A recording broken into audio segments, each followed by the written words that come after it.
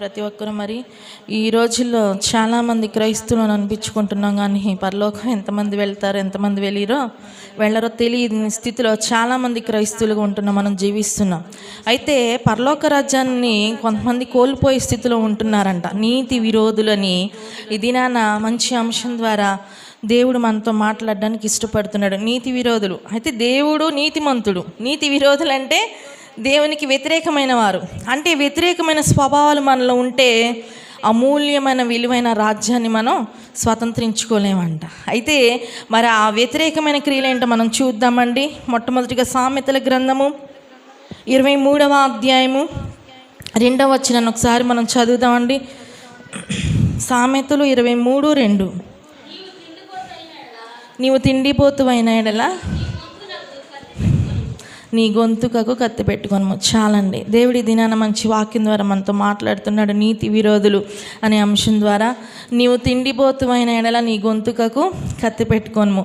ఇశ్రాయేలుని మనం చూసినట్లయితే యేసుప్రభువు యెహోవా దేవుడు మోషే గారిని పంపించి ఆ ఫరో చేతిలో నుంచి, ఆ బానిసత్వం నుంచి దేవుడు విడిపించి ఎర్ర సముద్రం మార్గం ద్వారా వాడిని తీసుకొస్తాడు. ఆరిన నేల మీద సముద్రం పాయలవ్వడం అంటే మాటలు కాదండి. చిన్న కాలు వస్తేనే, వర్షం వస్తే మనకి ఆ కాలం దాటడం రాదు. నాలాంటి వారికి చాలామంది నీళ్ళు చూస్తే భయం వేస్తూ ఉంటుంది. కానీ ఒక మహాసముద్రాన్ని పాయలుగా చేసి ఇశ్రాయేలు ప్రజలను నడిపించాడు దేవుడు. వాళ్ళు చివరాఖరికి వచ్చేసరికి ఏమైపోయారు? ఒక మాంసం విషయంలో దేవుడి మీద సనిగారంట, దైవజనుడి మీద సనిగినట్లుగా మనం నిర్గమాకాండంలో చూస్తూ ఉంటాం. ద్వితీయోపదేశం ఇంకా వాళ్ళ గురించి రాయినప్పుడల్లా మనం చూస్తూ ఉంటాం. నీవు తిండిపోతువైన ఎడల గొంతుకు కత్తి పెట్టుకొనుము. ఏశావు గారు కూడా మనం చూసినట్లయితే ఆశీర్వాదాలను పోగొట్టుకున్నాడు, జ్యేష్ఠత్వాన్ని పోగొట్టుకున్నాడు, ఎక్కి ఎక్కి వేడ్చాడని మనందరికీ తెలుసు. కొత్త నిబంధనలు కూడా ఆయన గురించి రాయబడి ఉంది. అయితే ఇశ్రాయేలు ప్రజలు ఏం చేశారంటే, మాకు మాంసం లేదు, మాకు అది లేదు, ఈ మన్నాను మేము తినలేకపోతున్నాం, మాకు అవి లేవు ఇవి లేవు, మా ఐగుప్తులోనే బాగుందని మోషే గారి మీద సనిగారంట. ఆ సనుగులన్నీ దేవుడు విన్నాడంట. ఆ సనుగుళ్ళు గొనుగుళ్ళు ఏమండి, చాలామంది గొనుక్కుంటూ ఉంటారు, గొసగొసలు ఆడుతూ ఉంటారు. వాళ్ళు ఏం తిట్టుకుంటారో మనకు తెలియదు. కొంతమంది ఏమో పైకి తిట్టేస్తూ ఉంటారు, కొంతమంది లోపల లోపల తిరుగుతా మనసులో సనుక్కుంటూ గొనుక్కుంటూ ఉంటారు కదండి. అలాగే ఇశ్రాయేలీలు మోషే మీద సనిగారంట, గొనిగారంట. దేనికోసమో తెలుసా? మమ్మల్ని త్వరగా కానాను తీసుకెళ్తానని చెప్పావు కదా, అందుకే కదా నువ్వు మమ్మల్ని బయటకు తీసుకొచ్చిందని అడగలేదండి.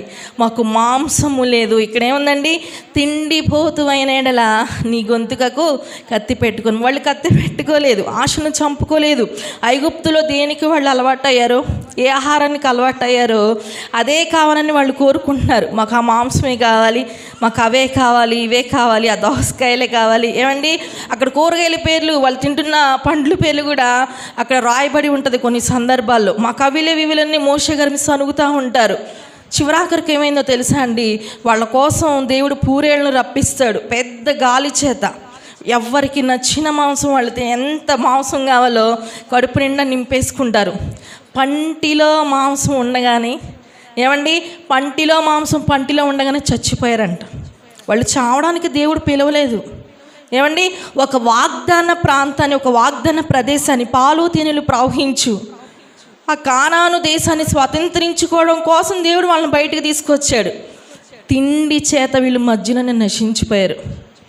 ఎవరైతే ఎంతమంది అయితే సనిగారో, ఎంతమంది అయితే దైవజనునికి దేవునికి వ్యతిరేకంగా గొనిగారో వాళ్ళందరూ చచ్చిపోయే వరకు కానాను ప్రాంతం దేవుడు ప్రవేశపెట్టల. వాళ్ళ బిడ్డలు యెహోషువ, కాలేబు మాత్రమే ప్రవేశించగలిగారు కానాను ప్రదేశంలో. కేవలం కారణం ఏంటండి? తిండి. అందుకే దేవుడు చెప్తున్నాడు, నువ్వు తిండిని ప్రేమిస్తే దేవుని రాజ్యాన్ని మనం స్వతంత్రించుకోలేమంట. నీతి విరోధులనే అంశం ద్వారా దేవుడి దినాన మాట్లాడి ఇశ్రాయేలు స్వతంత్రించుకోలేకపోయారు కానాను అనే ప్రదేశాన్ని కేవలం తిండి చేత. పంటిలో ఉండగానే చచ్చిపెట్ట మాంసం కొట్టుకులాడిపోయారు, అల్లాడిపోయారు. దేవుడు ఏమైనా చేతగానివాడా? బండ నుంచి నీళ్ళు ఇచ్చినవాడు, దేవదూతలు తినే ఆహారాన్ని ఇచ్చినవాడు. అది నచ్చల వాళ్ళకి. ఏమండి, అది నచ్చల. మాంసమే కావాలని కోరుకున్నారు. తిండి చేత వాళ్ళు నశించిపోయారండి. దేవుడి దినాన్న మనకు ఒక అమూల్యమైన ఆశీర్వాదాలు, అమూల్యమైన వాక్యాన్ని, ఏమండి, అమూల్యమైన ఆయన సన్నిధిని ఉంచుతుంటే చాలామంది తిండికి ప్రాధాన్యత ఇచ్చి ఆయన సన్నిధిని కోల్పోయిన వారు లేరంటారా? చాలామంది ఉంటున్నారు. ప్రియమైన దేవుని బిడ్డ, అలాంటి వారుగా నీవు నేనుంటే ఆయన సన్నిధిని కోల్పోతామంట. పరలోక రాజ్యాన్ని కోల్పోయేవారిగా ఉంటామంట. దేవుడు అదే మాట్లాడుతున్నాడు. ఇశ్రాయేలీయులు కానాను ప్రదేశాన్ని స్వతంత్రించుకోలేకపోయారు. కేవలం ఆయనకి వ్యతిరేకంగా తిండిని ప్రేమించారు. ఐగుప్తుల ఆహారమే మాకు బాగుంది, ఫరోనే మాకు మంచి ఆహారం పెట్టాడు అంటే దేవుడి కంటే ఫరోని వాళ్ళు హైలైట్ చేస్తున్నారు. ఐగుప్తులోనే మాకు మంచి ఆహారం దొరికింది అంటే ఫరో కంటే దేవుడు చిన్నవాడైపోయాడు వీళ్ళ దృష్టిలో. ఏమండి, తిండి మత్తులో ఉండి, తిండి మాయలో ఉండి దేవుడిని ఎన్ని మాట్లాడినావా, అసలు దేవుణ్ణి మనం ఇంత చులకన చేస్తామని గ్రహింపు లేని స్థితిలో ఇశ్రాయేలు ఉన్నారండి. అప్పటికప్పుడే తెగులు వచ్చేసింది. అప్పటికప్పుడే మరణం ఏలుబడి చేసింది. ఎంతమంది అయితే సనిగారో, ఎంతమంది అయితే గొనిగారో, ఎంతమంది అయితే తిండిని ప్రేమించారో నశించిపోయారంట, చనిపోయారంట. అలాంటి స్థితిలో మనం ఉంటే పరలోక రాజ్యాన్ని స్వతంత్రించుకోలేమండి. చాలామందిని మనం చూస్తూ ఉంటాం. కుటుంబాల కోసం ప్రార్థన చేయండి, ఉపవాసం ఉంటే సంఘాల ఉపవాస ప్రార్థనలు జరుగుతున్నాయి అంటే చాలా తక్కువైపోయారు జనాలు. ఉపవాసంలో చాలా శక్తి ఉందండి. ఆహారాన్ని నువ్వు ప్రేమిస్తే కార్యాలు జరగవు. నాకు టయానికి అన్నీ పడిపోవాలంటే అన్ని సమయాల్లో కుదరదు. నేను పలానా టయానికి టీ తాగాలండి, టీ తాగకపోతే నా తలకాయ నొప్పి వచ్చిందంటే కుదరదు. మన ఇంట్లో అంటే సాగుపడేది, బయట కూడా సెట్ అయిద్దా మనకి? ఏమంటే సెట్ అంటే ప్రతి ఒక్క విషయంలో మనం ఎక్కడ ఎలా ఉండాలో అన్నీ మనం అలవాటు చేసుకుంటూ ఉండాలి. ముఖ్యంగా తిండిని ప్రేమించేవారిగా మనం ఉండకూడదండి. ఆ తిండిని ప్రేమించుకుంటూ ఉంటే ఏసావు భ్రష్టుడైపోయాడంట. ఏమండి, మారు మనసు పొంద అవకాశం వెతుకుతున్నాడంట. ఒక్క ఆశీర్వాదం కూడా నా కోసం లేదా అని ఎక్కి వేడుస్తున్నాడంట. నువ్వు తిండిని ప్రేమించుకుంటూ, ఏమండి, మారుతంటది, అయ్యా నేను ఎన్నో పనులు చేస్తూ ఉంటున్నాను, నా చెల్లి ఏమో నీ పాదాల దగ్గర కూర్చొని వాక్యం వింటుంది, మరి ఆమెను పంపించవచ్చు కదా, నీకు చింత లేదా అని దేవుణ్ణి అడిగిద్ది మార్త. దేవుడు ఏమంటాడండి, మరియా ఉత్తమమైన దానిని ఎంచుకుందంట. మార్త పనుల భారం, ఏ పనులు? బట్టలు వంటలు కాదు, వంటల భారం. యేసయ్యని మెప్పించాలి, మంచి పిండి వంటలు చేయాలి, ఏమండి అది చేయాలి, ఇది చేయాలి, మా చెల్లి కంటే మంచి మార్కులు నేనే కొట్టేయాలని అనుకుందేమో బహుశా. మరియ ఉత్తమమైన దానిని ఎంచుకుంది మార్త. నువ్వు అనేకమైన పనుల చేత తొందరపడుచున్నావు, ఆయాసపడుచున్నావు. ఉత్తమమైనది ఒకటే, పరలోక రాజ్యము దేవుని సన్నిధికి మించింది ఏదీ లేదండి. మనుషులకి తెలియట్లా మందిరాల సమయంలోని పనులు, మాకు లేవా పనులు, మాకు లేవా నీరసాలు. ఏమండి, ప్రతి ఒక్కరికి బలహీనతలు ఉంటాయి, ప్రతి ఒక్కరికి సమస్యలు ఉంటాయి, ప్రతి ఒక్కరికి పనులు ఉంటాయి. వాటన్నిటి నువ్వు పక్కన పెట్టి ఆయన సన్నిధికి మనం రావాలి. అది దేవుడు కోరుకునేది. ఎందుకు రమ్మంటున్నాడు? నువ్వు ఇచ్చే దశమభాగాలు, నువ్వు తెచ్చే బియ్యాలు, నువ్వు తెచ్చే కూరగాయల కోసం కాదు ఆయన నిన్ను రమ్మనేది. నువ్వు ఈరోజు వాక్యం అందుకోలేకపోతే, ఈరోజు నువ్వు వాక్యం వినకపోతే విలువైన పరలోక రాజ్యాన్ని నువ్వు కోల్పోతావు. ఈ దినాన దేవుడు నీ కోసం ఏ వాక్యం సిద్ధపరిచాడు? మనం ఒక పెండ్లి విందుకి కానీ ఏదైనా ఫంక్షన్కి వెళ్తే ఆ విందులు మన కోసం వాళ్ళు సిద్ధపరుస్తారు కాబట్టి మంచిగా తిని శుభ్రంగా వస్తాం. ఈ లోకానుసారం విందులకి వెళ్తేనే మనం సంతృప్తిగా తిని వస్తాం కదా. మరి దేవుని సన్నిధికి వెళ్ళినప్పుడు దేవుడు నేను ఉట్టిగా పంపించాడు. నీ హృదయము నిండా ఆత్మీయమైన ఆహారాన్ని నింపి ఆయన పంపిస్తాడు. ఆ వాక్యం ఎందుకో తెలుసా? నువ్వు ఇన్ని ఇక్కడే మర్చిపోతావని కాదు, ఆ వాక్యాన్ని నీ కుటుంబ సభ్యులకి నువ్వు ప్రకటించాలని, ఆ వాక్యాన్ని నీ తెలియని వారి కోసం నువ్వు ప్రార్థన చేయాలని, ఆ వాక్యాన్ని నీ నశించిపోతున్న నీ ఆత్మీయ జీవితం బలపరుచుకోవాలని ఆయన సన్నిధికి రమ్మని కోరుకుంటున్నాడు. నీ నుంచి ఆయన ఏం ఆశించట్లా. నీ వెండి బంగారాలు, నీ దహన బలులు, నీ కానుకలు, ఏమండి నీ హృదయాన్ని కోరుకుంటున్నాడు. నీ హృదయంలో ఆయనకి నువ్వు స్థానం ఎప్పుడైతే ఇస్తావో ఆయన చెప్పింది చెప్పినట్లుగా మనం చేస్తాం. ఆయన వాక్యానికే స్థానం ఇవ్వకపోతే, ఆయనకే నీ హృదయంలో స్థానం ఇవ్వకపోతే ఆయన చెప్పింది నువ్వు ఎలా చేస్తావు? ఎన్ని చెప్పినా చెవిటాడు ముందు శంఖ ఊదినట్లే. మనం వాక్యానుసారంగా జీవించలేకపోతున్నామంటే కారణం హృదయంలో ఆయనకి చూడలేదని అర్థం. ఏమండి, ఇప్పుడు మనం ఒక సీరియల్ చూస్తాం, ఆ హీరోయిన్ ఎలా చీర కట్టుకుందో మనం కూడా అలాగే రెడీ అవుతాం. చాలామంది ఫాలో అయ్యి ఉన్నారండి. ఎలా జడలు చూపించారో అలాగే మనం వేసుకుంటాం. ఎలా వాళ్ళు ఏ కూరలు ఎంత ఉప్పు వేయమన్నారు, ఎంత కారం వేయమో అది ఫాలో అవుతున్నామంటే వాళ్ళంటే మనకు గౌరవం ఉన్నట్టే కదా. అమ్మో పలానా యూట్యూబ్లో పలానా ఛానల్లో ఇంత ఉప్పు వేయమంది, ఇంత కారం వేయమంది, ఇలాగే దించమంది, ఇంత పాకమే వచ్చినప్పుడే దించేయమంది అని చెప్తుందంటే ఆ వంట మీద మనకు శ్రద్ధ ఉంది. అవును, చెప్పిన మాట మీద మనకి భయం ఉంది. ఒకవేళ అటు ఇటుగా దించామనుకో చెడిపోయిద్దేమో, పాడైపోయిద్దేమో. కరెక్ట్గా వాళ్ళు 5 నిమిషాలు దించమంటే అప్పుడే మనం దించాలి. అంటే అలాంటి వాటికి ప్రాధాన్యత ఇస్తే దేవుని మాటకి నువ్వు ఎంత ప్రాధాన్యత ఇవ్వాలి? మరి మనం ప్రాధాన్యత ఇస్తున్నామా? ఇశ్రాయేలీయులు ప్రాధాన్యత ఇవ్వలేకపోయారు, కానాను దేశాన్ని స్వతంత్రించుకోలేకపోయారు. యెహోషువ, కాలేబు మాత్రమే. ఎంతమంది అయితే సనిగారో గొనిగారో వాళ్ళకున్న చిన్న చిన్న పిల్లలు వయసు వచ్చిన తర్వాత ప్రవేశించగలిగారు. వాళ్ళు చచ్చిపోయే వరకు దేవుడు కానాను తీసుకెళ్ళా. ఎంతమంది అయితే దేవునికి వ్యతిరేకమైన సనుగులు గొనుగులు గొనిగారు. తిండి కోసం కాదండి, మనుషుడు తిండి కోసమే బతకాలనుకుంటారు చాలామంది. ఏలియా గారి కరువులో మనకందరికీ తెలుసండి, దాన్ని ఏం విడమర్చి చెప్పాల్సిన అవసరం లేదు. కాకులు తీసుకొచ్చి ఆయన్ని పోషించినాయండి. మరి మనం ఎందుకు తిండి తిండి తిండి అని తిండి వలన యేసయ్యకి దూరం అయిపోతున్నావు. నువ్వు ఈ ఒక్క వారం రాకపోతే ఏమైపోయిద్దా అనుకుంటాను. దేవుని సన్నిధికి నీకోసం ఆశీర్వాదాలు. దేవుని మందిరం దీవెన ప్రాంగణం అంట. ఏ చుట్టాలింటికి వెళ్ళినా మనకు ఆశీర్వాదాలు రావండి. ఆయన సన్నిధి మానేసి నువ్వు ఆదివారం ఎగ్జామ్కి వెళ్ళిన, ఆదివారం ఇంటర్వ్యూకి వెళ్ళిన, ఎక్కడికి నీకు ఆశీర్వాదాలు రావు. ఆయన సన్నిధిలో మాత్రమే ఆశీర్వాదాలు. ఆయన సన్నిధిని మానేసి నువ్వు గిన్నెలు రుద్దుకుంటా, బట్టలు ఉత్తుకుంటా, నీకు ఆశీర్వాదాలు రావు. కానీ మనకు తాత్కాలిక పనుల కోసం, తాత్కాలిక సుఖభోగాల కోసం, తాత్కాలిక సీరియళ్ళు, సినిమాలు, మనుషులు, చుట్టాలు ఇచ్చే సంతోషాల కోసం ఆయన సన్నిధిని నువ్వు విడిచిపెడుతున్నావు. రాకడ చాలా అతి సమీపంగా ఉంది. మనుషులకు భయం లేదు, కానీ నువ్వు నశించిపోకూడదని ఇక్కడ సన్నిధిలో కూర్చుని నీతో దేవుడు మాట్లాడుతున్నాడు. ధనవంతుడు అంటున్నాడు, అయ్యా ఇక్కడ అగ్నిలో నేను యాతన పడుచున్నాను, చిటికిన వేలుతో నా నాలుక మీద ఒక్క చుక్క నీళ్లు పోయి మన వాళ్ళ ఆచనని అడుగుతున్నాడు. ఎన్ని డ్రమ్ములు నీళ్ళు పోస్తున్నా ఆయనకు అగ్నిలో ఆ దాహం తీరదు. అగ్ని అలాంటిది. కొంచెం ఎండ ఎక్కువ పెరిగితేనే మనం తట్టుకోలేకపోతున్నాం. కూలర్లు ఉన్నా, ఏసీలు ఉన్నా. అక్కడ నీకేం అపవాది కూలర్లు పెట్టడు. మనకి అపవాదేం ఏసీలు తీసుకొచ్చి పెట్టడండి. ఎప్పుడైతే మన ఆత్మలోంచి వెళ్ళిపోయిద్దో, నువ్వు నీతిమంతుడిగా జీవిస్తే ఆయన దగ్గరికి వెళ్ళి నువ్వు నెమ్మది పొందుతావు. మన ఆత్మకు చావు లేదు, మన శరీరానికి చావు ఉంది. కానీ నువ్వు నీతి విరోధులుగా జీవిస్తే అపవాది దగ్గరికి వెళ్ళిపోతావు. వాడు నిన్ను ఎలా టార్చర్ చేయాలి అలా టార్చర్ చేస్తాడు. నువ్వు ఆ నరకాన్ని అనుభవించకూడదని, వాడికి సిద్ధపరిచిన పాతాళానికి నువ్వు వెళ్ళకూడదని ఆయన కోరుకుంటున్నాడు. నీ కోసం ఈ లోకానికి వచ్చి నా కోసం, నీ కోసం ఆఖరి రక్తపు బొట్టు వరకు ప్రాణత్యాగం చేసి సిలువలో వేలాడింది నీ కోసం, నా కోసం. కానీ మనం తెలుసుకుంటున్నామండి, బలహీనతలుంటే రావు, పనులుంటే రావు, అందరుంటే రావు. ఏమీ లేనప్పుడు మాత్రం యేసయ్య కావాలి. ఎందుకు ఒట్టి చేతులతో వచ్చి ఎందుకు నువ్వు కూర్చునేది యేసయ్య దగ్గరికి? అన్నీ ఉన్నప్పుడు నువ్వు ఆయన స్తుతించాలి. అన్నీ పోయినా నువ్వు ఆయన్ని స్తుతించాలి. ఏమీ లేకపోయినా నువ్వు ఆయన స్తుతించాలి. అన్నీ ఉన్నా నువ్వు ఆయన స్తుతించాలి. నీకు అప్పులున్నా ఆయన స్తుతించాలి, అప్పులు లేకపోయినా ఆయన స్తుతించాలి. నాకు అప్పులు లేవలే, దేవుడితో పనేంట్లో నువ్వు అనుకోకూడదు. నీకు గృహం ఉన్నా ఆయన స్తుతించాలి, గృహం లేకపోయినా నువ్వు స్తుతించాలి. నీకు సంతానం ఉన్నాయని స్తుతించాలి, సంతానం లేకపోయినా నువ్వు స్తుతించాలి. బిడ్డలు ఉన్నవారు ఎంతోమంది ఆ బిడ్డల వాళ్ళు ఇబ్బందులు పడుతున్నారు. బిడ్డలు లేకుండా చేసావయ్యా నీకు స్తుతిని అనుకుంటవే.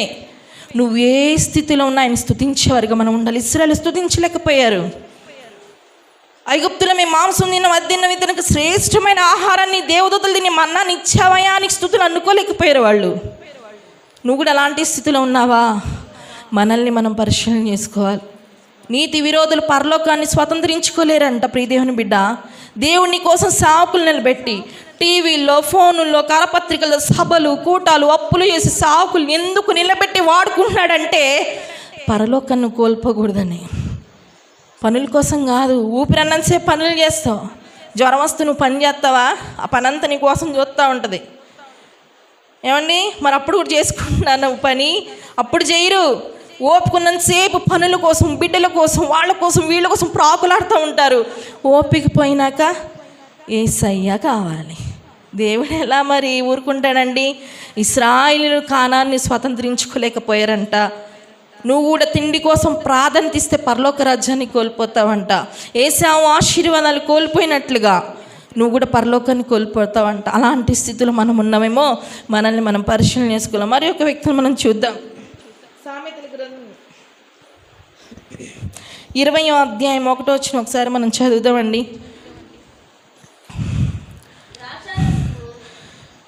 చదవమ్మా. చాలండి. మరి ఒక వ్యక్తులు మనం చూసినట్లే, మొదట తిండిపోతులు, ఇప్పుడు త్రాగుబోతులు అంట. ఈ త్రాగుబోతులు ఏంటంటే లేచింది మొదలుకొని ముందుతోనే స్నానం చేస్తారు, ముందుతోనే బ్రష్ చేస్తారు, ముందే వాళ్ళకి సర్వస్వం. అలాంటి వారిని మనం చూస్తూ ఉంటున్నాం. ద్రాక్షారసం వెక్కిరింతల పాలు చేయను, మద్యం అల్లరి పుట్టించును. నువ్వు త్రాగుబోతువైతే నువ్వు పరలోక రాజ్యం స్వతంత్రించుకోలేవు. అది నీ స్త్రీవైనా, పురుషుడివైనా, యవనస్తుడివైనా, యవనస్తురాలువైనా, అది నువ్వు చిన్నవైనా పెద్దవైనా, అది ఏ దేశమైనా, అది ఏ జిల్లా అయినా, అది ఏ కంట్రీ అయినా, అది ఏదైనా సరే అనవసరం. మద్యం అల్లరి పుట్టించిద్దంట, ద్రాక్షరసం వెక్కిరింతల పాలు చేస్తుందంట. దేవుడు ఎందుకు తాగొద్దంటున్నాడు? నువ్వు తాగి రోడ్ల మీద పడిపోతే నిన్ను చూసి నవ్వుకునే వాళ్ళు ఉంటారు. పలానా ఆమె తాగుబోతు, పలానా అబ్బాయి త్రాగుబోతు, వాడి బిడ్డలరా వీళ్ళు. ఏమండి, ఎక్కడ చూసినా వాడే బురదలో పడిపోయి ఉంటాడు. ద్రాక్షరసం నిన్ను వెక్కిరింతల పాలు చేసిద్దంట, మద్యము అల్లరి పుట్టించిద్దంట. తాగినోడు ఏమైనా కుదురుగా ఉంటాడండి? పెళ్ళాన్ని గెలుగుతూ ఉంటాడు, తల్లిని అంటూ ఉంటాడు, ఎక్కడ లేని చుట్టాలను ఎవరెవరు ఎప్పుడేం తిట్టారా, ఫంక్షన్లకి వెళ్ళినా ఈ వీళ్ళకి లెగుస్తూ ఉంటుంది. ఇక మద్యము అల్లరి పుట్టించిద్ది. వాళ్ళు తాగుబోతులు ఏ ఫంక్షన్లో ఉన్నా సరే, మీరు ఏమైనా ఫంక్షన్లు పెట్టుకుంటే త్రాగుబోతులు రాకూడదని ప్రార్థన చేసుకోండి. ఒక్కడున్నా చాలు ఆ ఫంక్షన్ మొత్తం కంపు అయిపోవడానికి. ఏమండి, త్రాగుబోతులు వాళ్ళు పరలోక రాజ్యాన్ని స్వాతంత్రించుకోలేరంట. వీళ్ళకి ముందే సర్వస్వం. దేవుడు చెప్పిన దేవుడి మాట వినరు, డాక్టర్లు చెప్పిన డాక్టర్ల మాట వినరు.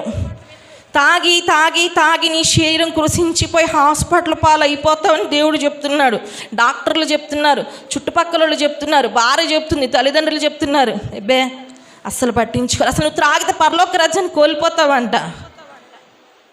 ఏమండి, అలాంటి రాజ్యాన్ని కోల్పోవడం ఎందుకండి? ఇంకా మన జీవితాలు ఎందుకు? మన జీవితాలు త్రాగుబోతులు పరలోక రాజ్యాన్ని స్వతంత్రించుకోలేరంట. త్రాగుబోతులతో, మద్యం తాగులతో సహవాసం చేయొద్దని ఉండిద్ది. మాంసం హెచ్చుగా తినేవారితో, అంటే తిండిబోతులతో సహవాసం చేయొద్దని బైబిల్లో ఉండిద్ది. నీ కుటుంబంలో ఎవరైనా త్రాగుబోతులు ఉంటే వాళ్ళ కోసం నువ్వు ప్రార్థన చేయాలి మార్చమని. ఎందుకంటే వాళ్ళ వల్ల నువ్వు పాపంలో పడిపోయే అవకాశం ఉండిద్ది, వాళ్ళ వల్ల నువ్వు హేళన పలిపై అయిపోయే అవకాశం ఉండిద్ది. పలానా ఆమె మందిరానికి వెళ్ళిద్ది, వాళ్ళ భర్త చూడండి.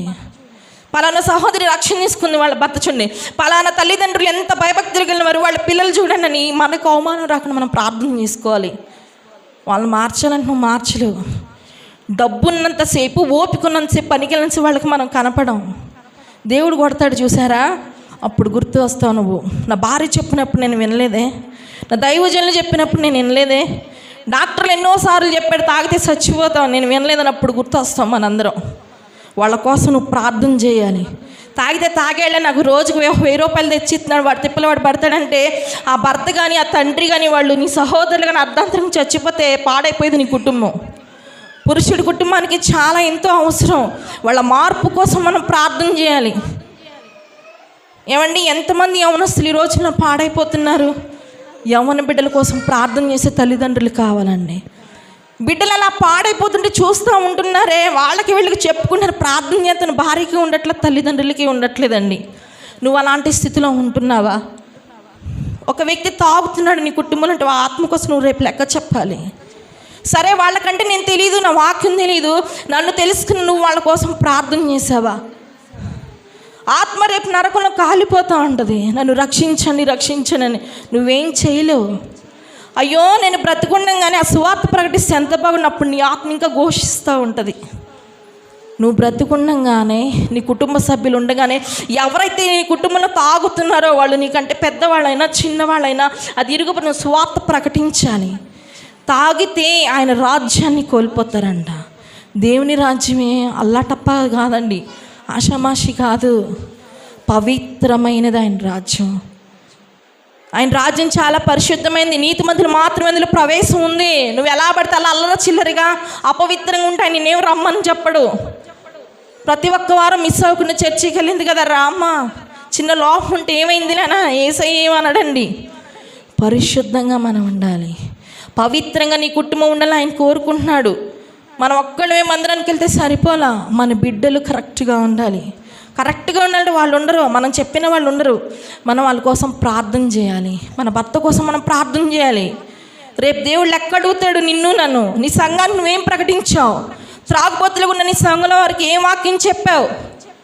తిండిబోతులుగా ఉన్న సంఘంలో నువ్వేం స్వార్థ ప్రకటించి దేవుడు రేపు మమ్మల్ని లెక్క అడుగుతాడు. నువ్వు త్రాగితే నీ కుటుంబానికి దూరం అయిపోతావు, నువ్వు త్రాగితే రోగస్తుడు అయిపోతావు, రోగస్తురాలు అయిపోతావు. నువ్వు త్రాగితే అర్ధాంతరంగా నీ ఆయుష్ పోయిద్ది. అంతకంటే ముఖ్యం దేవుని సన్నిధినే నువ్వు కోల్పోతావు, పరలోక రాజ్యాన్ని. తిండిబోతులు పరలోక రాజ్యాన్ని స్వాతంత్రించుకోలేరంట, త్రాగుబోతులు కూడా పరలోక రాజ్యాన్ని స్వాతంత్రించుకోలేరంట. మరి ఒక వ్యక్తులు మనం చూద్దామండి. 1 కొరింథీ 5వ అధ్యాయము 11వ వచనం మనం చూద్దాం. 1 కొరింథీ 5వ అధ్యాయము 11వ వచనం చదవమ్మా.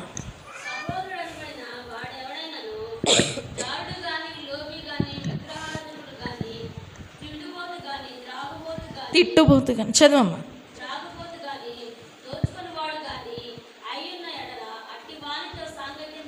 అక్కడ తిట్టుబోతు అని ఉండిద్ది, తిండిపోతు కదమ్మా. తిట్టుబోతుతో మనం సహవాసం చేయకూడదంటే. తిట్టుబోతులు కూడా పరలోక రాజ్యాన్ని స్వాతంత్రించుకోలేరు. తిండిపోతు అని చదువుతుంది, తిండిపోతు కదా తిట్టుబోతు అని ఉండిద్ది. అక్కడ తిండిపోతు అయిపోయింది ఫస్టే, తర్వాత త్రాగుబోతు, ఇప్పుడు తిట్టుబోతులు. మేము చిన్నప్పుడు మా అమ్మమ్మ వాళ్ళ ఊరిలో చప్పరమెట్ల ప్రాంతంలో ఒక మామ ఉండేది. మా అమ్మ లిల్లి మా అమ్మ కంటే ఇంకా అంత వయసు నాకు తెలియదు. ఆమె వంగిపోయి ఉండేది. ఏ ఊరు వచ్చినా కానీ అందరిని తిడతా ఉండేది. ఆమె తిట్లు భరించలేక ఆ ఊరు వాళ్ళని వెళ్ళేసిందండి. ఇప్పుడు ఆమె చచ్చిపోయినా కులంలో కలుపుకున్నారా అని. ఈ ఊరు వెళ్తే వాళ్ళని మా అమ్మమ్మ కనపడితే మా అమ్మమ్మ, అన్నయ్య, భార్య, మా చుట్టాలే, బయట వాళ్ళ గురించి నేను చెప్పను కాఫీలు కొట్టి. మేము కనపడితే మమ్మల్ని, మేము చిన్న చిన్న పిల్లలం, ఆ యాపిలు, ఆ బ్యూలు అంత పిల్లలం. ఎవరు కనపడితే ఆ ఊర్లో వాళ్ళని తిడతామే. ఇంక ఊడుతా తిట్టిద్ది, బట్టలు ఉతుకుతా తిట్టిద్ది, తింటా తిడతా ఉంటుంది. ఆమె తిట్టుబోతులే. ఇంక రేపు ఆమె దేవుని రాజ్యం వెళ్ళిద్దో లేదో నాకైతే తెలియదు. కానీ తిట్టుబోతులు కూడా పరలోక రాజ్యాన్ని స్వాతంత్రించుకోలేరంట. మనకు తిట్టుబోతుతనం అంటే తిట్టే అలవాటు ఉంటే అలవాటు నువ్వు మానుకోవాలి. నువ్వేమన్నా అడగాలంటే మొహం మీదే నువ్వు అడగేయాలి. పద్దాహా ఎవరి మీద నీ కోపం ఉంటే వాళ్ళు వచ్చినప్పుడు వాళ్ళ మీద వీళ్ళ మీద తిట్టడం అలాంటిది మంచి పద్ధతి కాదు. కూర్చోవాలి. పద్దాక వాళ్ళ మీద వీళ్ళ మీద పెట్టి తిట్టే అలవాటు దేవుడు మెచ్చుకోడు. నీకు ఎవరి మీద కోపం ఉండి మొహం మీద అడిగి యువతలకు వచ్చి వాళ్ళ లెక్క వాళ్ళది, నీ లెక్క నీది, అంతే. అటు వెళ్తారు, ఇటు వెళ్తారు, అటు వస్తారు, ఇటు వస్తారు. మనం రోడ్డు మీద కనబడితే తిడతా ఉంటారు, ఉమ్మొస్తూ ఉంటారు, ఏమండి కోళ్ళ మీద తిడతా ఉంటారు. అలాంటి అలవాటు ఉంటే నువ్వు పరలోక రాజ్యాన్ని స్వాతంత్రించుకోలేవు. నేనైనా మీరైనా, మేమేం గొప్ప కాదు, మాకేమి సపరేట్ పరలోకం ఏం లేదండి. అందరికీ ఈ వాక్యం. త్రాగుబోతులు స్వాతంత్రించుకోలేరంట, తిండిబోతులు స్వాతంత్రించుకోలేరంట, తిట్టుబోతులు కూడా పరలోక రాజ్యాన్ని స్వాతంత్రించుకోలేరంట. యమబోతులు తిడతారండి. మందులోకి వచ్చి పాటలు పాడమనండి. ఈ తల్లి దింపిన తల్లి ఎత్తరి పైకి. ఎక్కడ లేని బూతులు స్కూల్ వాళ్ళ దగ్గరే ఉంటుంది. బూతుల లాంగ్వేజ్ ఏ భాషలో తిడతారు వాళ్ళు బూతులు. ఏమండి అలాంటి తిట్టుబోతులకి పరలోక రాజ్యం స్థానం లేదు. నువ్వు ఇంటి పక్కన వాళ్ళని అమ్మ బూతులు తిట్టేసి వచ్చి ఇక్కడికి వచ్చి ప్రార్థన చేసావు అనుకో, అది ఇక్కడే ఉంటుంది, ఏసే దగ్గరికి వెళ్ళదు మన ప్రార్థన. నువ్వు బలి అర్పించినప్పుడు నీ సహోదరుని మీద ఏమైనా విరోధం ఉంటే ఆ బలిని అక్కడ అర్పించి వెళ్ళి సమాధానపడి ఆ బలిని అర్పించమని దేవుడు చెప్తాడు. నువ్వు ఆదివారం రోజు మందిరానికి వచ్చే రోజు వాళ్ళ మీద వీళ్ళ మీద సనుక్కుంటా కొనుక్కుంటా వాళ్ళని వీళ్ళు తిట్టుకుంటూ మనం వచ్చామనుకో, నో, దేవుడు నీతో మాట్లాడు, నీకు ఆశీర్వాదాలతో పంపించాడు. నువ్వు ఒట్టిగా వచ్చి ఒట్టిగానే వెళ్ళిపోతావు. సరే మనమే తొందరపడి తిట్టామనుకోండి, మనం ఇక్కడ ఒప్పుకొని విడిచిపెట్టాలి. ఏమండి అవతల మనల్ని అనవసరం తిట్టారనుకో, అయ్యా కక్షహీనాలు లేకుండా, బాధనాలు లేకుండా తీసేయాయి అని మనం ప్రార్థన చేసుకోవాలి. వాళ్ళు అనవసరంగా అంటూ ఉంటారు, ఒక్కొక్కసారి కావాలని అంటూ ఉంటారు. మమ్మల్ని అయినా మిమ్మల్ని అయినా, మమ్మల్ని కూడా తిడతారని మా ఇంకెక్కువ పడతానే ఉంటాయి. ఎంతమందో అంటూ ఉంటారు సంబంధం లేని విశ్వాసులు, వేరే సాకులు, వేరే సంగతులు, వాళ్ళ దగ్గరే ఉంది, వీళ్ళ దగ్గర ఎన్నో అంటూ ఉంటారు. మనల్ని కూడా మేము భరించుకోవాలి అవన్నీ. వాళ్ళంటే వాళ్ళకి పరలోక రాజ్యంలో స్థానం ఉండదంట. తిట్టుబోతులకి పరలోక రాజ్యంలో స్థానం లేదు. నువ్వు తిట్టుబోతువు అయితే ఆ తిట్లన్నీ విడిచిపెట్టాలి. నువ్వు తిట్టి తిట్టి తిట్టి నీ నాలుగు చిల్లులు పడిపోవటమే కానీ, నీ నోరు పాడైపోయి నీకు ఆయాసం రావటమే కానీ పరలోకాన్ని సంపాదించుకోలేవు. అనుకోనివ్వండి, ఎన్నైనా అనుకోనివ్వండి. మనల్ని ఎంతమంది అయితే అవమానం చేస్తారో, మనల్ని ఎంతమంది అయితే తిడతారో వాళ్ళనే మన కాళ్ళకడుగు తీసుకొస్తాడు దేవుడు. నువ్వేం బాధపడాల్సిన పనిలా. నీ స్నేహితులు నిన్ను అవమానించి నువ్వు బాధపడాల్సిన పనిలా. నీ తల్లిదండ్రులు అవమానించిన, చుట్టుపక్కల వాళ్ళు అవమానించిన మనమేం బాధపడి వాళ్ళు ఒకటంటే మనం 10 అనాల్సిన పనిలా. వాళ్ళకి తిట్టి తిట్టి పరలోక రాజ్యాన్ని కోల్పోతారు వాళ్ళు. కానీ నువ్వు పరలోక రాజ్యాన్ని స్వతంత్రించుకుంటే ఆ తిట్టుపోతుతానని మనం విడిచిపెట్టాలంతే. అనుకోనివ్వండి, ఎన్ని బూతులు వస్తే అన్ని బూతులు తిట్టుకొనివ్వండి. తిట్టి తిట్టి వాళ్ళే దేవుని దృష్టిలో దోషులైపోతారు. నువ్వు ఆ దోషి కాకుండా ఉండాలంటే, నీ కుటుంబం దోషులుగా ఉండకుండా ఉండాలంటే నువ్వు తిట్టుపోతుతానని మనం విడిచిపెట్టాలా. నువ్వు విడిచిపెట్టాలంతే. ఒకసారి భర్త కావాల్సి అంటూ ఉంటాడు, పిల్లలు కావాల్సి అంటూ ఉంటారు, ఇరుగు పొరుగు వారు గిట్టక మనం శుభ్రంగా ఉన్నా, మంచిగా ఉన్నా, శుభ్రంగా రెడీ అయినా ఓర్చుకోలేని వాళ్ళు ఉంటా ఉంటారు. ఎన్నో రకాల మనుషులు ఉంటారండి. అందరికి ఒకే స్వభావం ఉండదు. పైకి మంచిగానే ఉంటారు, లోపల ఏముంటుందో డ్రైనేజ్ మనకు తెలియదండి. ఎలాంటి వారున్నా తిట్టుకోనివ్వండి, వాళ్ళు ఇక్కడే ఉంటారు, మనం అక్కడ ఉంటాం. మనం అక్కడ ఉండాలంటే తిడితే ఒక రోజు తిడతారు, ఒక సంవత్సరం తిడతారు, 10 రోజులు తిడతారు అంతే. కానీ యుగ యుగాలు, తరతరాలు నువ్వు జగజగాల ఆయన సన్నిధిలో ఉండాలంటే తిట్టుబోతుతనాన్ని విడిచిపెట్టాలా. చాలామందిని మనం చూస్తూ ఉంటున్నాం, మందిరానికి వెళ్తున్నారు, రక్షణ తీసుకుంటున్నారు, సరిహద్దుల దగ్గర తాగాదులు, అనుమానం ఉండి భార్యాభర్తలు తాగాదులు, పిల్లల పనులకి వెళ్ళిపోతే పిల్లల మీద తాగాదులు, ఆదివారం వస్తే మాత్రం చక్కగా తెల్ల చీర కట్టుకొని బైబిల్ పెట్టుకొని వెళ్తారు. భర్తలు ఇంకెలా మారుతారు? మందిరానికి వెళ్ళినోడు శుభ్రంగా ఉంటున్నారు, మందిరానికి వెళ్ళి మన జీవితాలు పాడు చేసుకుంటున్నారు చాలామంది. ప్రియ దేవుని బిడ్డ, మందిరానికి వెళ్తున్నా నువ్వు దేవుని చెప్తున్న వాక్యానుసారంగా నువ్వు జీవించాలి. మనం జీవించకపోతే ఆ రాజ్యాన్ని కోల్పోతే. ఇంత ప్రయాసం, మీకు ఎన్ని పనులు ఉండొచ్చు ఏమండి, మీ పిల్లలు ఆకలితో ఉండొచ్చు, మీరు వెళ్ళేపాటికి మీ భర్తలు నకనకలు ఆడుతూ ఉంటారు, వాళ్ళకి వంట సిద్ధపరచాలి, మనం వండుకోవాలి, మన కాకళ్ళు ఏమండి, ఎన్ని పనులు. ఇప్పుడు ఇంటికి వెళ్ళే ఎంత పను ఆడపిల్లలకి. కానీ అన్ని పనులు పక్కన పెట్టేసి ఇక్కడ ఉన్నామంటే ఆయన రాజ్యాన్ని స్వతంత్రించుకోవడం కోసమే కదా. రాని వాళ్ళు ఎలాగో రాలేదు, వదిలేసేయండి. వచ్చిన నువ్వు ఆ రాజ్యాన్ని స్వతంత్రించుకోవాలంటే, వచ్చిన నువ్వు దీవెనలు పొందుకొని వెళ్ళాలంటే ఆ తిట్టుబోతుతనం ఏదైతే ఉందో, ఆ త్రాగుబోతుతనం ఏదైతే ఉందో, ఆ తిండిబోతుతనం ఏదైతే ఉందో నువ్వు విడిచిపెట్టాలంట. నీ కుటుంబం కూడా వాటిని అనుసరించకుండా మాన్పించేసేయాలి. తిండికి కంటే ముందు ఆయన సన్నిధికి వెళ్దాం పదా, వచ్చినాక వండుకోవచ్చు, వచ్చినాక తినచ్చు అని నువ్వు సన్నిధికి తీసుకురావాలి. నీ పిల్లల్ని, నీ భర్తని, నీ భార్యని, నీ తల్లిదండ్రుల్ని. మీరు వెళ్ళరంటారా, మీరు వచ్చేపాటి నేను వంట చేసి ఉంచుతా, వాళ్ళు ఇక్కడే ఉంటారు, మనం అక్కడ ఉంటాం రేపు కాదు. కుటుంబం మొత్తం ఆయన సన్నిధిలో ఉంటాం, మనం నేర్చుకోవాలండి. మరి ఒక మాట మనం చూద్దామండి. సామెతల గ్రంథం 6వ అధ్యాయము 9వ వచనం మనం చూద్దాం. సామెతలు 6:9.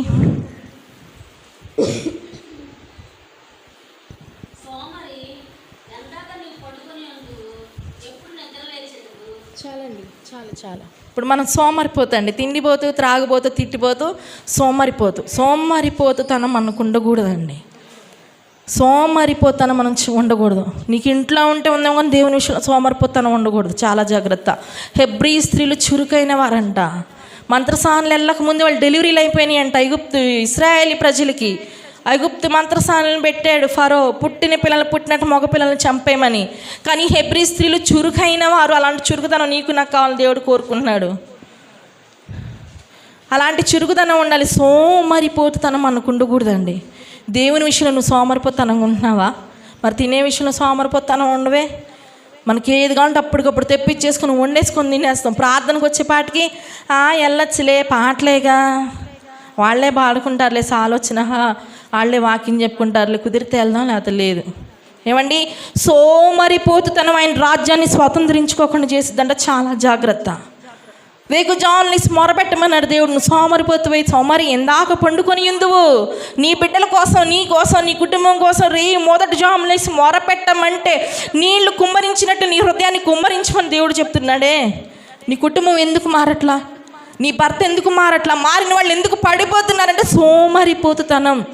సోమరిపోతనంలో మనం ఉంటున్నామా? మేమైనా మీరైనా ఒక సంఘం అభివృద్ధి అవ్వాలంటే, ఒక మీటింగ్ సక్సెస్ఫుల్గా జరగాలంటే, ఎక్కడికి వెళ్ళిన అపజయం లేకుండా జయకరంగా మేము తిరిగి రావాలంటే మాకు ప్రార్థన కావాలి. మేము కూడా సోమరిపోతులాగా ఉన్నాం అనుకోండి, ఎక్కడ వేసిన గొంగలి అక్కడే. మేము ఈరోజు ఎక్కడికి వెళ్ళినా క్షేమంగా రాగలుగుతున్నామంటే, ఎక్కడికి వెళ్ళినా మాకు మరణకరమైన పరిస్థితులు వచ్చినా, ఇబ్బందులు వచ్చినా, ప్రమాదాలు జరిగినా క్షేమంగా ఆయన తీసుకొస్తున్న సోమరిపోతనం లేకుండా మనం ప్రార్థన చేయడం కాబట్టి.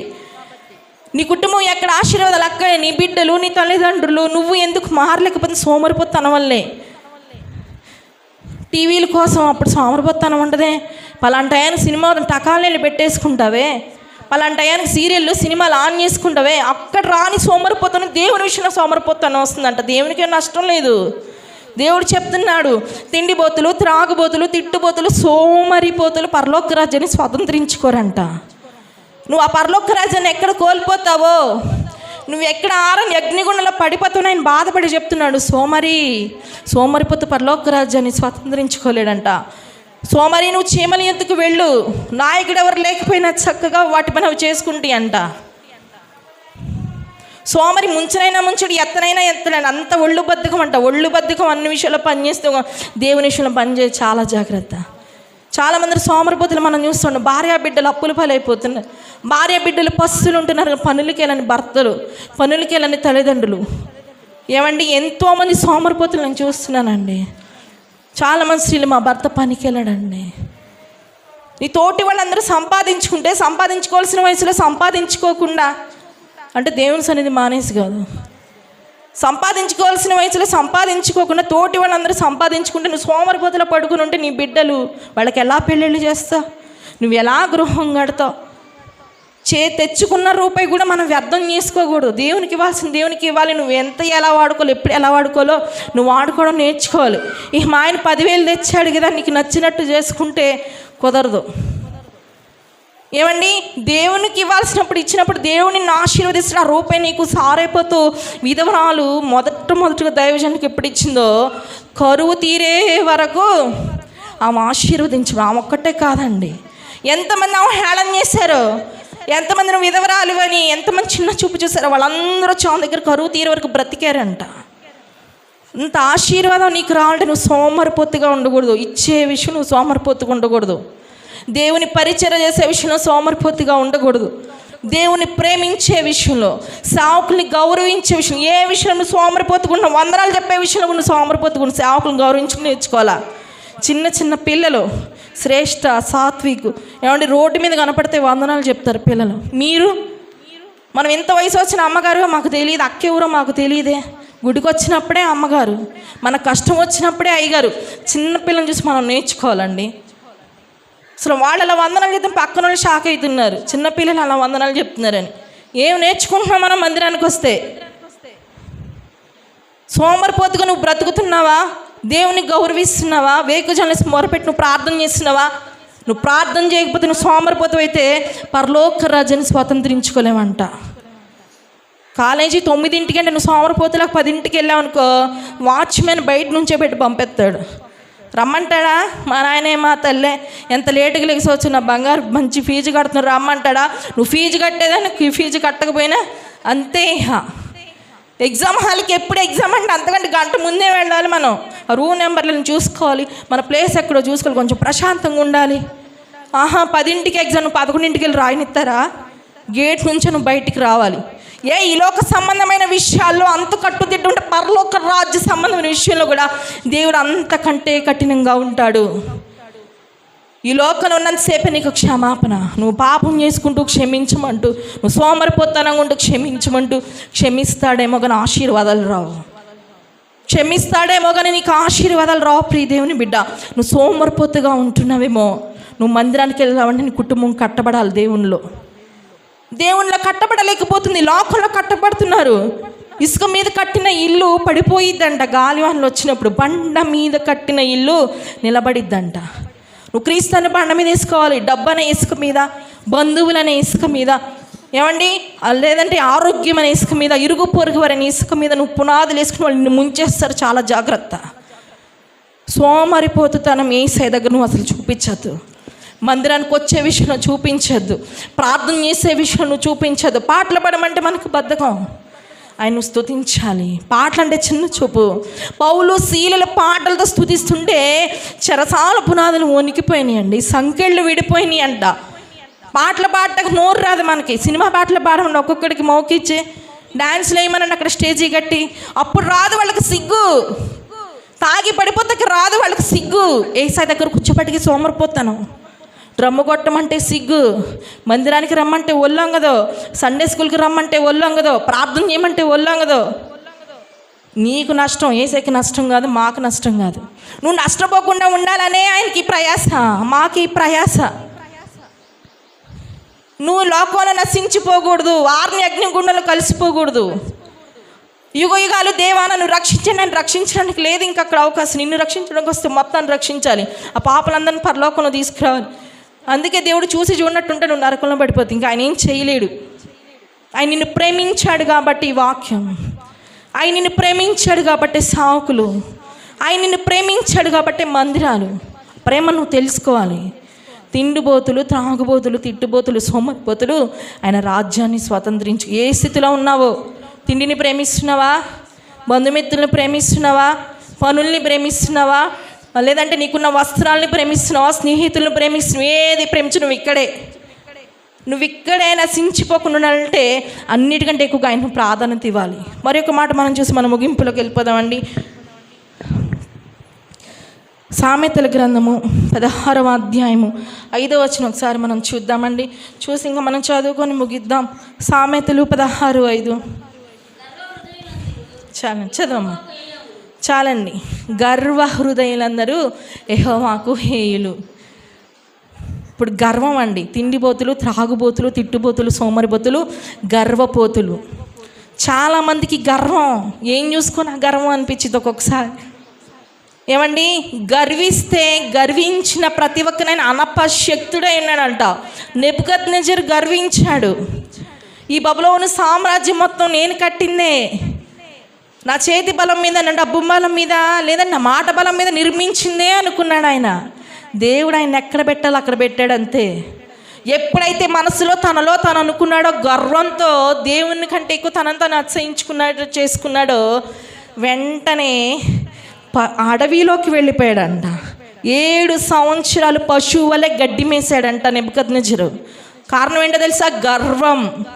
గర్వం మనల్ని పడిపోయేటట్టు చేసిద్ది అంతే. నీకు భక్తి గర్వం ఉన్న, ధన గర్వం ఉన్న, భర్త గర్వం ఉన్న, భార్య గర్వం ఉన్న, తల్లిదండ్రులకు గర్వం ఉన్న, నీకు చదువు గర్వం ఉన్న, అందం గర్వం ఉన్న.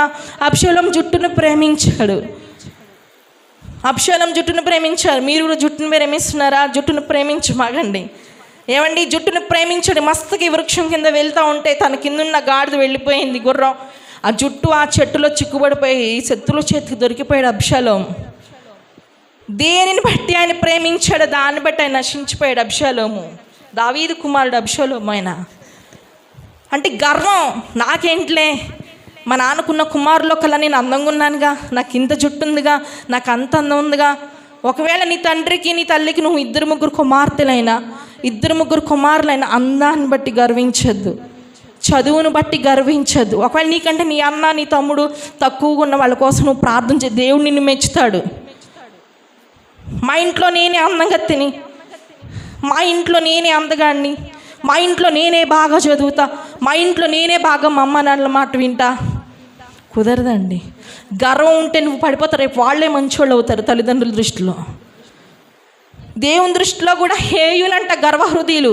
నువ్వు దేన్ని బట్టి అతిశయిపోతున్నావో, నేను దేన్ని బట్టి అతిశయిపోతున్నాను? గర్వాన్ని బట్టి.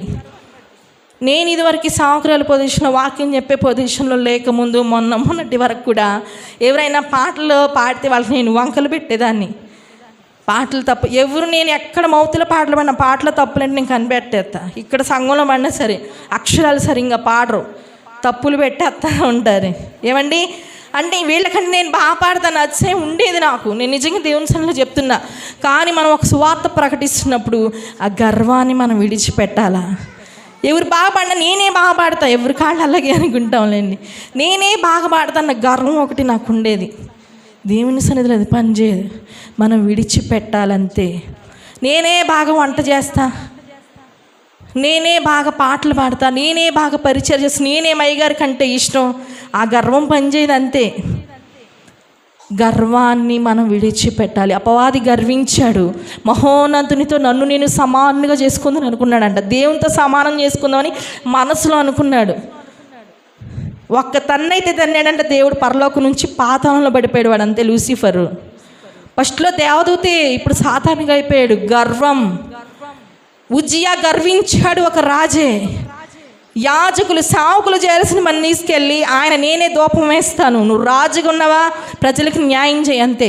కానీ ఎప్పుడైతే మనస్సున గర్వించాడో, ఎప్పుడైతే ఈ బలిపీఠం ఎక్కి దేవునికి మరి ఆయన బలి అర్పిస్తున్నాడు, ధూపం వేస్తున్నాడో, అనేమేపటి తెలుసా, నొసటను కుష్ఠరోగం చప్పుడుకప్పుడు వాళ్ళ చేత ఏడవబడ్డాడంట ఉజ్జియా. అలాంటి గర్వం ఉంటే దేవుని రాజ్యాన్ని స్వతంత్రించుకోలేవు. చాలా జాగ్రత్త. నువ్వు ఆశీర్వాదాలు పోగొట్టుకుంటావు. మన భర్తను చూసుకొని కానీ, మన భార్యను చూసి, మన సంఘాన్ని చూసుకొని, మన వెనకాల ప్రార్థన సపోర్ట్ చూసుకొని కానీ మేము గర్వించిన మేము కూడా పడిపోతాం, అంతే. మనం పడిపోకుండా నిలబడాలంటే గర్వం మనలోకి రాకూడదు. వచ్చిద్దండి, అది సామాన్యుని ఎవరికైనా నాకైనా వచ్చింది.